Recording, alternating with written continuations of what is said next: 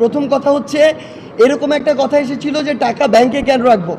আমি যদি মনে করি যে এখানে অ্যারাউন্ড 11 কোটি টাকা হয়, সবগুলো যদি 1000 টাকার নোট হয়, তারপর আমার 110টা বান্ডিল হবে। এটা তো এরকম কোনো টাকা না।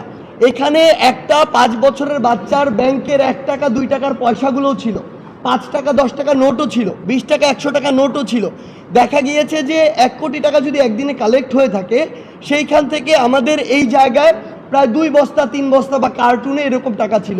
ইভেন কয়েনই 1 বস্তার মতো ছিল এরকম, যেগুলো কাউন্ট করা হয়নি, পরে শেষে গিয়ে কাউন্ট করা হয়েছে।